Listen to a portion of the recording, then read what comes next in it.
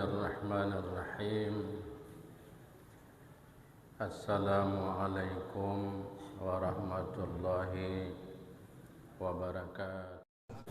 A'udzu billahi minasy syaithanir rajim. Bismillahirrahmanirrahim.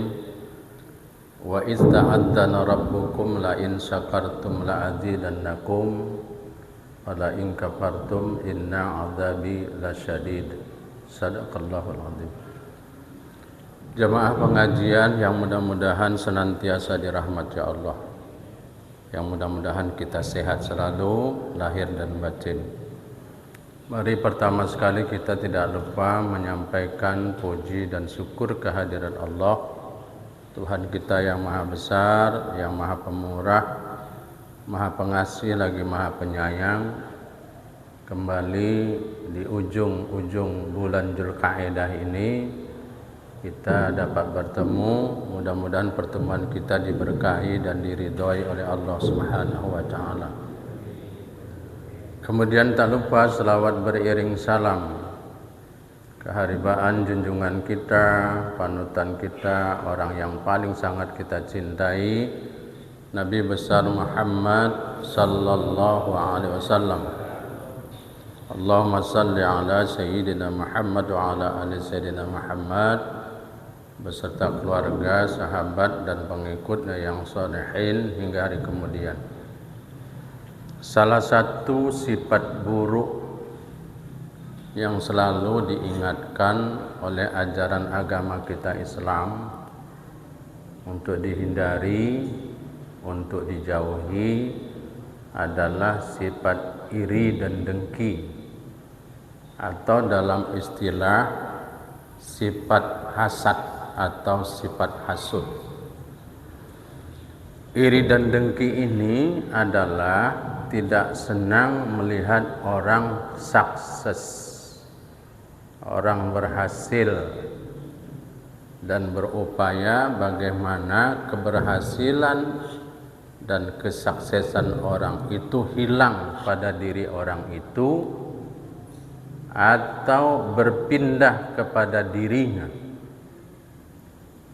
Maka tidak heran, karena begitu hebatlah bahaya sifat iri dan dengki ini, maka banyak nas-nas atau dalil-dalil Al-Quran maupun hadis-hadis Nabi Muhammad SAW serta nasihat para ulama agar sifat buruk ini dapat kita jauhi, dapat kita hindari, dan kita berupaya untuk melindungi diri kita dari sifat buruk ini.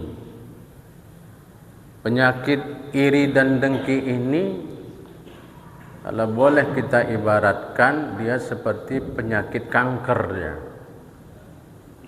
Dia membahayakan dan bisa mematikan bagi si pelakunya. Bahkan sifat iri dan dengki ini bisa merusak tatanan kehidupan manusia, dapat merusak tatanan kehidupan bermasyarakat, dapat merusak tatanan kehidupan berjamaah, bahkan sampai bisa merusak tatanan suatu negara. Kalau kita melihat sejarah di mana Qabil itu tega membunuh adiknya Habil gara-gara iri dengan adik kandungnya, di mana dulu syariat Nabi Adam alaihissalam itu boleh saudara sekandung menikah karena belum ada manusia sebanyak ini. Maka setiap Siti Hawa, istri Nabi Adam alaihissalam, melahirkan selalu kembar. Jadi syariat ketika itu perkawinan harus silang. Abang mengambil adik atau adik mengambil kakak. Jadi si Qabil ini kembarannya jelek, gambarannya cantik. Kembarannya itu Iklimah namanya. Sedangkan Habil ini kembarannya jelek, Labuda. Sehingga si Qabil ini menolak syariat ini dan dia ingin menikah dengan saudara kembarnya. Tetapi syariat melarang. Pada akhirnya si Qabil ini membunuh adik kandungnya, yaitu si Habil, untuk mendapatkan saudara kembarnya Iklimah tersebut. Itulah pembunuhan pertama di dunia yang dilakukan oleh dua anak Nabi Adam alaihissalam. Apa intinya? Karena iri, karena dengki. Kalau sudah iri dan dengki, nggak dipandang itu saudara kandung. Itulah bahayanya, iri dan dengki. Oleh karena itulah para jamaah yang dicintai Allah Subhanahu wa taala, mari kita perhatikan firman Allah dalam surah An-Nisa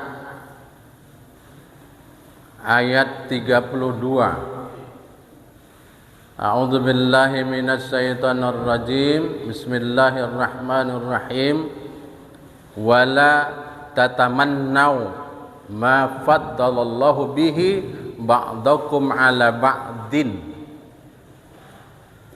Allah berfirman, janganlah kamu iri hati terhadap karunia yang telah dilebihkan Allah kepada sebahagian kamu atas sebahagian yang lain. Jangan kita iri melihat orang sukses, melihat orang berhasil dalam hidupnya. Ya. Karena orang iri ini, orang dengki ini selayaknya kayak benda abstrak sifat ini. Namun dampak buruknya itu jauh lebih berbahaya dari apa yang dilihat oleh indera mata kita. Orang yang iri dan dengki ini penyakit batin. Selalu tidak senang dengan keberhasilan dan kesuksesan orang. Bahkan dia ingin jangan ada orang yang melampauinya, atau orang menyamai aja nggak mau dia. Dan orang iri dan dengki ini hidupnya lelah dan capek. Dia selalu memikirkan dan memperhatikan orang yang diiri dan didengkinya. Oleh sebab itulah maka Rasulullah sallallahu alaihi wasallam bersabda dalam hadisnya. Apa kata Rasulullah? Qala Nabi sallallahu alaihi wasallam, wala tahasadu wala tadabaru wala tabaghadu wa kunu ibadallahi ikhwana. Rasulullah menjelaskan dalam hadisnya, jangan kalian saling menghasut, apalagi sesama saudara muslim. Ya, dan jangan kalian saling tak berteguran. Tak bertegur sapa, tak berbicara. Dan jangan saling membenci. Kalau orang sudah membenci, ketemu pun nggak mau bertatapan, saling membuang muka. Maka kata Rasulullah, wa kunu ibadallah ikhwana, jadilah kalian hamba Allah yang bersaudara. Jadi umat Islam ini bersaudara. Jangan ada nilai-nilai persaudaraan kita dirusak dengan sifat-sifat yang enggak baik. Oleh karena itu dalam kesempatan ini Saya akan jelaskan ada 5 keburukan dari sifat iri dan dengki tersebut. Mudah-mudahan dari yang 5 ini kita berupaya untuk menghindarkan. Ada 5 sifat buruk dari iri dan dengki. Apa yang pertama? Sifat iri dan dengki ini menghilangkan pahala. Pahala kebaikan. Pahala amal ibadah yang dikerjakan. Kalau ada amalnya, ibadahnya, kebaikannya yang selama ini dia lakukan, kalau dia memiliki sifat iri, memiliki sifat dengki, maka pahalanya itu digrogoti itu. Lama-lama habis. Mana dalilnya? Sabda Rasulullah sallallahu alaihi wasallam dalam hadisnya. Qala Nabi sallallahu alaihi wasallam, "Iyyakum wal hasad. Fa innal hasad ya'kul hasanati kama ta'kulun naral hatab." Kata Rasul, jauhi oleh kalian sifat hasad, yaitu iri dan dengki. Karena sesungguhnya hasad itu, iri dan dengki itu memakan kebaikan-kebaikan sebagaimana api memakan kayu bakar. Bayangkanlah itu. Rasulullah memberikan tamsilan itu. Jadi kalau ada kayu bakar itu sepanjang sini sampai tempat Bapak jamaah sekalian, itu dibakar sama api, lama-lama habis dia, Pak. Kayu itu amal, kebaikan. Sedangkan api itu adalah sifat iri dan dengki tadi itu. Ya, habis dimakannya. Oleh karena itu kita berlindunglah kepada Allah. Jangan ada sifat buruk itu di dalam hati dan diri kita. Yang kedua, sifat buruk dari iri dan dengki itu adalah dapat menimbulkan perbuatan dosa-dosa besar lainnya. Kita bisa lihat, kalau seorang sudah punya iri dengki, mulai dia kasak kusuk ke sana kemari, menimbulkan fitnah, mengarang cerita-cerita yang enggak benar, mulai dia menghibah, membuka aib-aib yang diiri dan didengkinya. Dia mau orang lain juga membencinya. Timbullah sifat dosa yang lain, namimah, mengadu domba, kemudian memutuskan hubungan silaturahim, saking dengki dan irinya lah dia. Dan tidak mau bertegur sapa antara satu yang lainnya. Kalau perlu dia tidak ingin bertemu, berpapasan pun enggak mau dia. Apalagi bersalaman. Ya, apalagi bersalaman. Karena benci itu, dari iri dengki itu nanti timbul benci dia. Ya, jadi dia menimbulkan dosa-dosa besar lainnya. Jadi dengki dan iri ini dia enggak berdiri sendiri, dia akan terus berkembang dia. Maka kata Rasulullah di dalam satu hadisnya, dabba ilaikum da'ul umamu qablakum al-hasad wal baghdha'u. Penyakit umat-umat sebelum kalian telah menyerang kalian, kata Rasul. Ada 2 penyakit. Penyakit umat yang dulu. Apa itu? Pertama, hasad, iri, dengki. Yang kedua, membenci. Sampai kata Rasulullah di dalam satu hadisnya, al-baghdha'u hiyal khaliqah. Kebencian itu memotong. Apa yang dipotongnya itu? Halikatud din. Dipotongnya agama. Ya.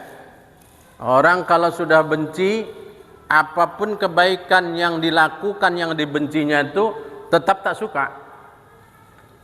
Walaupun yang dilakukannya itu benar, yang dilakukannya itu baik, kalau udah benci, berkumpullah dalam pikiran itu perasaan benci terus. Itulah bahayanya iri dan dengki tadi itu. Yang ketiga, hidup orang yang iri dan dengki ini penuh dengan ketidaktenangan, penuh dengan kesengsaraan. Karena setiap kali dia melihat orang sukses, melihat setiap kali orang berhasil, ya, mungkin dalam bisnisnya, mungkin dalam pekerjaannya, mungkin dalam pendidikannya, hatinya itu luar biasa Pak, terbakar, panas bawaannya. Nengok orang berhasil tuh bawaannya panas saja gitu.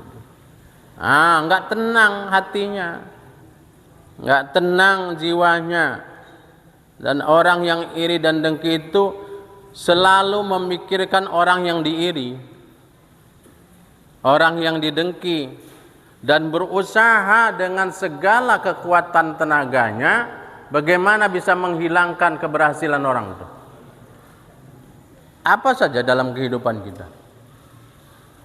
Makanya orang yang iri dan dengki itu dia akan membuang waktu yang percuma. Kalau dia pun iri dan dengki sama orang, tak bakal mengurangi kekayaan orang. Ya. Sehingga kalau dia pun iri dan dengki orang jatuh miskin, nggak ada. Apalagi orang yang didengki dan diirinya itu makin hari makin naik pula bisnisnya itu. Wah, makin panas dia itu. Nggak tenang, hatinya tak tenang, pikirannya tak tenang, mungkin tidurnya pun terganggu.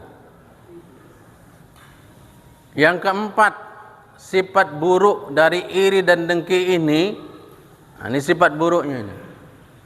Tidak akan pernah bersyukur dengan apa yang Allah berikan kepadanya.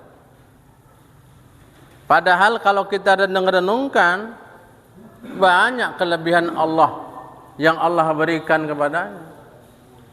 Dia tidak merasa bahwa kenikmatan yang selama ini dia nikmati itu adalah nikmat yang diberikan Allah.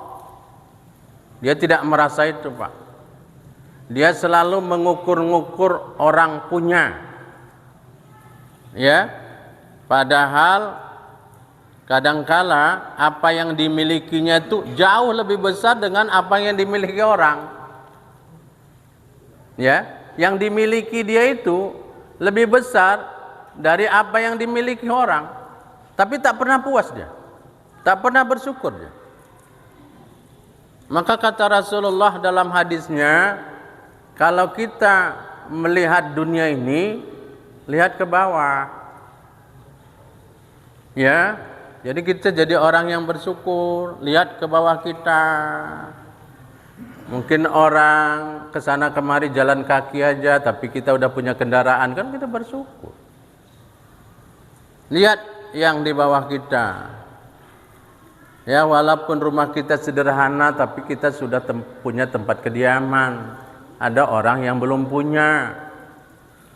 Tapi kalau lihat akhirat ke atas, ya, itu urusan akhirat ke atas.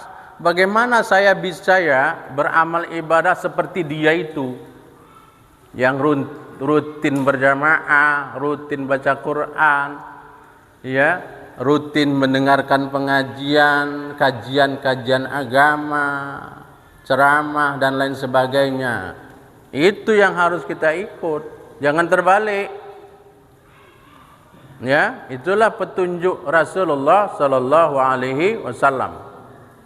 Dan yang kelima, sifat buruk dari iri dan dengki itu akan menyebabkan mata hati itu atau mata batin buta. Buta mata batinnya, Pak. Kenapa? Karena tak pernah menerima kebenaran, tidak mau menerima nasihat. Kadangkala nasihat itu datang dari orang tuanya, Pak. Tapi karena udah berkecamuk iri dan dengki itu, itu tak didengarkannya itu. Diabaikannya, Pak. Nggak dipedulikannya. Yang penting itu punyaku. Nah, inilah dia. Inilah kalau udah iri dan dengki. Tak dipandangnya lagi saudara kandung, apalagi orang. Ya, buta mata batin. Tak mau lagi dia menerima nasihat. Tak mau lagi dia menerima kebenaran dari orang lain. Susah dinasehati. Kalau udah berkumpul di sini tuh semuanya. Kalau sudah iri, dengki, kebencian gitu dia. Ya, macam itu berkumpul jadi satu. Na'udzubillah. Summa na'udzubillahi min zalik. Begitu bahayanya. Maka Islam itu selalu mengingatkan kepada kita, hindari ya sifat buruk dari iri dan dengki. Oleh karena itu dalam kesempatan ini ada 5 cara. Kita tadi udah jelaskan apa itu iri, apa itu dengki, dan apa buruknya sifat iri dan dengki. Oleh karena itu, bagaimana Pak caranya supaya kita ini bisa menghindarkan diri kita dari sifat iri dan dengki ini? Ada 5 caranya. Ada 5 cara untuk menghindarkan diri kita dari sifat iri dan dengki ini. Menurut ajaran agama tentunya. Ya, petunjuknya agama. Karena kita sudah tahu betapa buruknya ini. Sifat iri dan dengki ini. Ini penyakit ini, Pak, dia tidak sebatas di dunia. Tapi sampai ke akhirat. Dia mengancam amal ibadah kita. Ya, karena begitulah luar biasanya, maka kita harus sekuat tenaga untuk menghindarkannya. 1. Cara menghindarkan dari sifat iri dan dengki ini. Pertebal keimanan. Pertebal keyakinan kita kepada Allah Subhanahu wa taala. Ya, Allah Subhanahu wa taala bersama prasangka makhluknya. Kalau makhluknya nih berprasangka baik, baiklah dapatnya itu. Tapi kalau makhluknya nih berprasangka buruk, itulah dapatnya itu. Maka kita harus senantiasa husnuzon billah, prasangka baik kepada Allah Subhanahu wa taala. Apa yang ada sama kita itu, itulah yang terbaik. Belum tentu yang sama orang itu cocok untuk kita. Belum tentu, Pak. Enggak selamanya. Ya, apa yang diberikan Allah, itulah yang terbaik untuk kita. Allah itu lebih tahu dari diri kita sendiri tentang kita. Itu catat.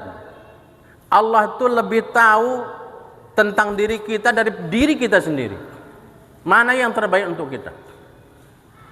Kalau kita sudah husnuzon billah, prasangka baik sama Allah, mudah-mudahan enggak timbul sifat iri dan dengki. Ya, karena masing-masing Allah memberikan kelebihan kepada seseorang. Bukan berarti orang itu dimuliakan Allah dengan harta yang banyak. Qarun itu kurang apa kayanya? Qarun itu kurang apa kayanya, Pak? Tapi dihinakan oleh Allah karena hartanya. Belum tentu. Bukan berarti orang yang diberikan kekuasaan itu akan dimuliakan Allah.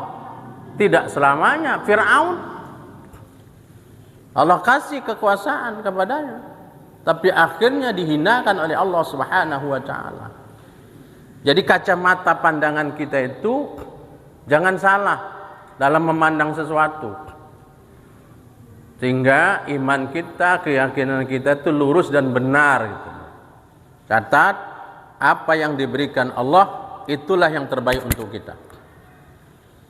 Yang kedua, bagaimana caranya kita supaya terhindar dari sifat iri dan dengki ini? Berbanyak bersyukur kepada Allah.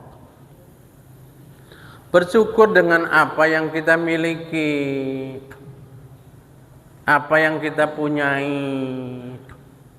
Ya, saya rasa udah terlalu banyak lah kelebihan yang Allah berikan kepada kita. Perhatikan firman Allah dalam surah Ibrahim ayat 7. A'udzu billahi minasy syaithanir rajim. Bismillahirrahmanirrahim. Wa idz ta'adzana rabbukum la in syakartum la azidannakum wa la in kafartum inna adzabi lasyadid. Apa artinya? Dan ingatlah ketika Tuhanmu memaklumkan, menyampaikan. Memaklumkan itu nyampaikan. Apa kata Allah? Sesungguhnya jika kamu bersyukur, niscaya aku akan menambah nikmat kepadamu. Allah kasih tambahan nikmat-nikmat yang lain, bukan hanya sekedar materi, tapi mungkin immateri. Ketenangan itu nikmat Allah. Taat ibadah kepada Allah, cenderung kepada kebaikan. Kita nggak disusahkan dengan harta kekayaan yang kita miliki. Betapa banyak orang kaya tapi jauh dari Allah. Ya, maka di ujung ayat ini Allah mengatakan, dan jika kamu mengingkari nikmatku, maka azabku amat pedih. Azab Allah amat pedih itu bukan hanya sekedar bencana alam, tapi ketidaktenangan yang ditanamkan Allah. Walaupun dia orang kaya, Pak, hidupnya nggak tenang, istirahatnya terganggu. Itu nggak tenang hidupnya, Pak. Nggak selamanya orang kaya itu, Pak, tidurnya nyenyak seperti kita. Berapa banyak orang yang kaya ditanamkan Allah dalam hatinya sifat kemiskinan. Karena ada orang kaya yang merasa miskin karena tidak bersyukur dengan apa yang dia miliki. Tapi ada orang miskin tapi merasa kaya karena dia bisa bersyukur dengan apa yang dia miliki. Bukan itu kebahagiaan? Bukankah itu kebahagiaan? Itu kebahagiaan sebetulnya. Maka Allah menyuruh kita untuk bersyukur, ya, kepada apa yang Allah berikan kepada kita, supaya kita ini tidak iri, tidak dengki sama orang. Yang ketiga adalah bagaimana caranya supaya kita menghilangkan sifat iri dan dengki ini. Jalin hubungan dengan manusia lain, jaga ukhuwah, jaga persaudaraan di antara kita. Orang kalau udah jarang bergaul, Pak, itulah timbul kadang-kadang iri dan dengki itu. Tapi kalau orang suka bergaul, dia tahu, ya, dia mengerti, karena dia selalu bergaul dengan orang lain. Maka kita itu memang disuruh jalin hubungan ukhuwah. Karena kita kalau sudah menjalin hubungan ukhuwah, persaudaraan, kita peka terhadap orang lain, tanggap kepada orang lain. Dan ingat, kita kalau sudah dapat bergaul dengan orang lain, itu hati kita lapang, Pak. Orang lapang itu adalah orang yang bisa menerima perbedaan di antara kita.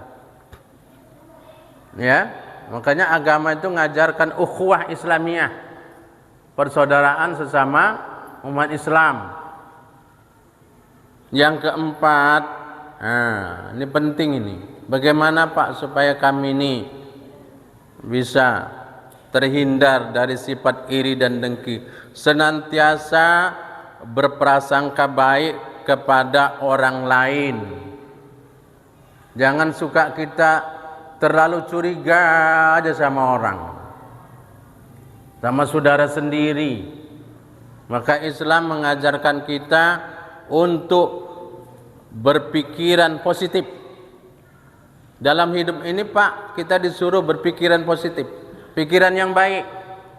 Kalau orang udah selalu berpikiran positif, hidup ini tenang gitu. Hidup ini sebentar, nggak usah diganggu lah dengan hal-hal yang remeh-remeh gitu dia. Ya, yang sepele gitu dia. Nggak perlu. Kita harus berpikiran positif, berpikiran yang baik dalam hidup ini. Senang melihat saudara kita tuh yang sukses, melihat saudara kita tuh kalau berhasil, kalau maju bisnisnya gitu dia, kalau pinter gitu, kalau pandai. Kalau anak-anaknya itu sukses dalam pendidikan, wah senang kita. Karena kesuksesan saudara kita adalah kesuksesan kita juga. Senang kita gitu. Ya. Kalau ada yang muncul ini, yang sukses ini, anaknya bisa ini, wah senang kita Pak. Ya. Naik nama kampung awak nih, walaupun bukan keluarga kita. Senang kita sukses orang. Jangan kita susah melihat orang senang, senang melihat orang susah. Itu titelnya S4. Nggak perlu kuliah itu Pak. Nggak perlu kuliah itu, dapat itu gelar itu. Ya, yang terakhir sebagai penutup. Ya, bagaimana Pak supaya kami ini terhindar dari sifat iri dan dengki ini? Ya berdoalah kepada Allah Subhanahu wa taala agar kita dihindarkan dari penyakit iri dan dengki. Doanya nanti dicari ya. Cari surah Al-Hasr. Surah Al-Hasr ayat 10. Saya ulangi lagi. Surah Al-Hasr ayat 10, doa supaya terhindar dari penyakit iri dan dengki.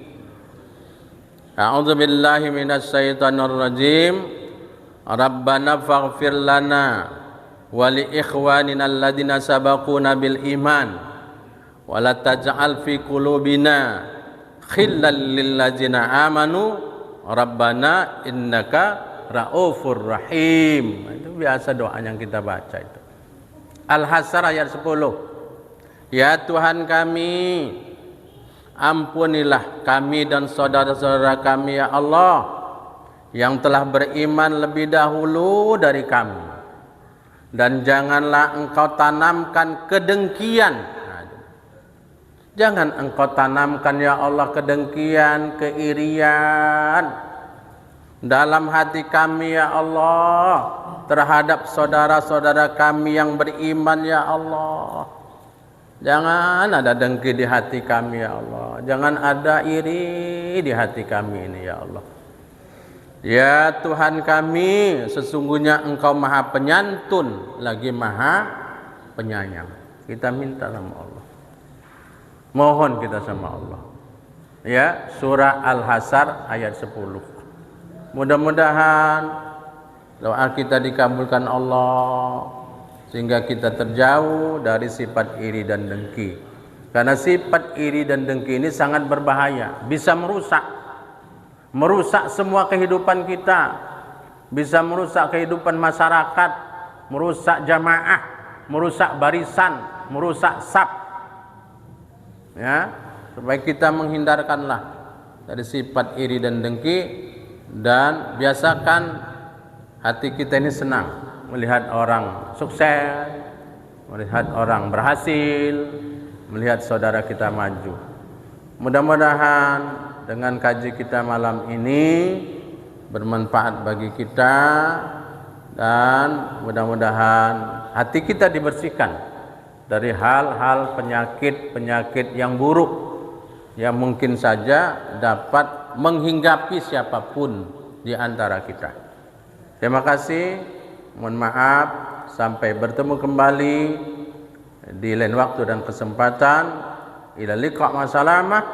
Wassalamualaikum warahmatullahi wabarakatuh.